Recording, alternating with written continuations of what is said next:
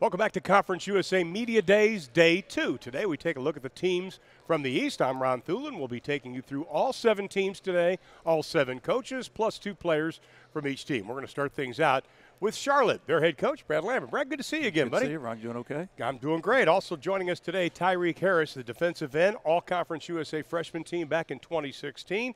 Moved up from linebacker to defensive end. Now he's linebacker, DL combination. Good to have you here today. Thank you. Also offensive lineman Cameron Clark. He was the 2017 offensive MVP for Charlotte and the only person so far in 2 days that asked me what camera should he look at. Yes, sir. I'm impressed. Yes, sir. I'm very impressed. Brad, I you. want to start with you. We've known each other a while. Was it the type of thing at the end of last year you had to stop and take a look at everything?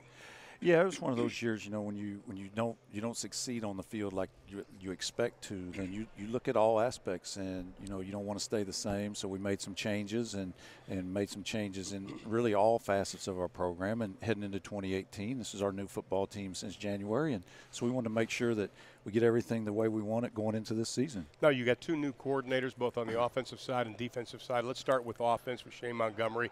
What are we going to see as far as changes in the offense this year? Well, I think Shane's brought to us, we'll have great balance. I've always wanted that where we're really efficient throwing the ball. We have the ability to run the ball. Anything you do in life, you have to have great balance, and I wanted great balance on offense. And so I want to be a little bit more pro style. So he's taken us in that direction. And at Youngstown for many years, they wanted a high level and always had good balance with their running game, their throwing game. So really impressed with Shane. He's done a good job since coming in. Or you look at you returning 8 starters, including your leading scorer, Hassan Klue, leading rusher, Benny LeMay.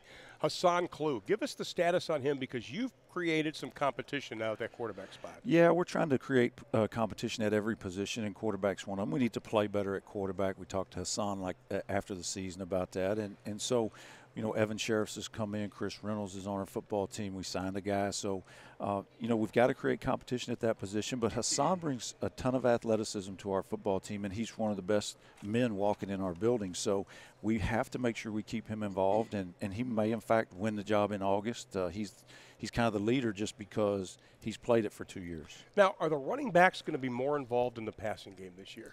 Yeah, a little bit. We like Ben LeMay coming out of the backfield, catching the ball. I thought it was one of the better things we did in the spring, really utilizing him. He can catch the ball extremely well. But we always have to be able to run the ball, so you've got to have 2-3 running backs, A-Max back with us. So that position should be pretty solid for us. What's also going to be solid for them is the offensive line, returning 4 starters.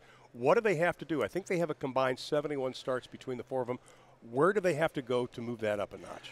Well, I think that always bodes well for you when you have a lot of starts back in your offensive line. That's always a good thing going into the season, and we have that with a guy like Cam Clark. But what they've got to do is they've got to take their game to the next level and take care of the little things every day to become a better football player, and that's been our emphasis. They're experienced guys, so they've got to take their game to the next level with their film study and their daily grind of what they do to become a better football player and thus us a better football team. Cam, I'll go to you since we're talking on offense right now. Who's better, you or your twin sister?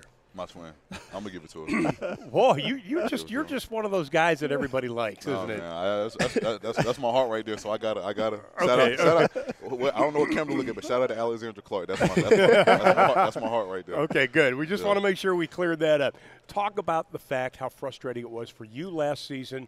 Did the players get together and say, "Okay, this has got to stop, guys"? Most definitely. It was. I think that one of the 11 season last year was a blessing in disguise because you experience something and it shows you something that you never want to experience again. So now it's kind of a fight or flight mode. It's now what are we going to do? You know what I'm saying? You can blame it on certain. You can blame it on penalties. You can blame it on turnovers or whatnot. But at the end of the day, players play and coaches coach. So we're the guys out there on the field, and we have to take pride in what we're doing. And with every day and with everything that we do, we have to just come out and be the best that we can do.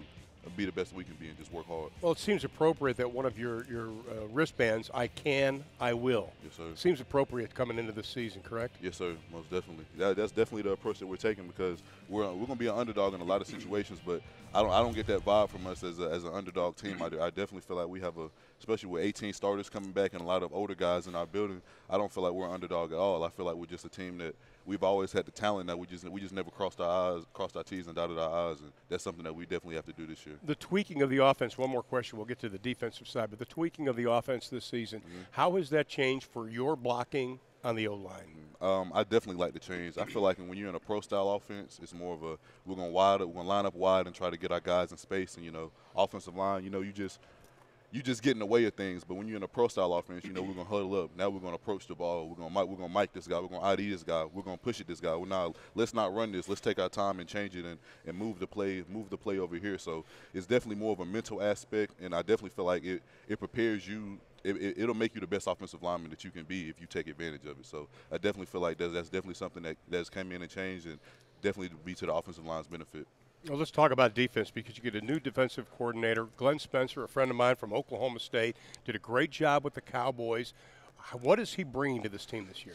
Well, I just really like the attitude he's brought. Our guys played with a great attitude this spring. They were in the offensive face. They're real aggressive with them, and that's an emphasis that we have to get better. One thing coming out of last year, our third down, getting off the field on third down is huge for us. We didn't do well at that last year, and so this year going in, I think Glenn's brought a real good attitude to our defense, and it's a change. We're a down 4 team, basing out of that a little bit more. So, but he's just a veteran coach that's done it a long time in some great environments. So he brings great knowledge for our players and for our program. He's been good for me. He's been a head coach before. So he and Shane both have been good from that standpoint. So Glenn's done a good job coming in.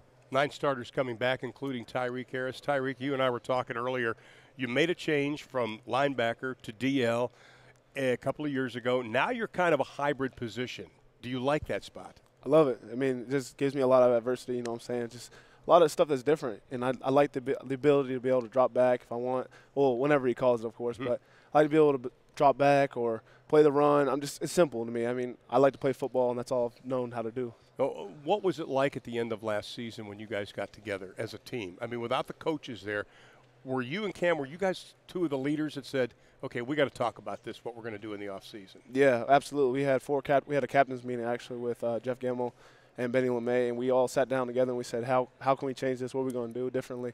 And at the end, we kind of discussed, like, if we're going to be the team we want to be, everybody has to do their assignment. Everybody has to play their role, and we can't just be one guy here and there messing up because that's what causes the big plays to happen, to the mental errors and things like that. So we just talked about, we was like, hey, if we want to be a team, we got to push each other in every aspect of the game.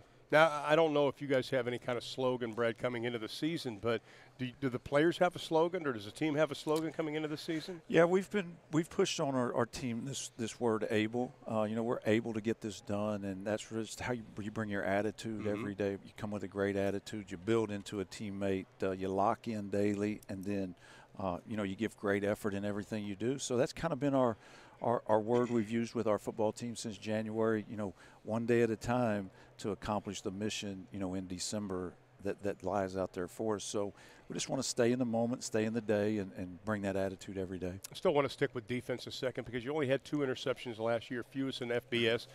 As a person that has a possibility of making a pick, I know there's a lot of components to interceptions. People just think it's the defensive backs, but it's the line, it's everybody.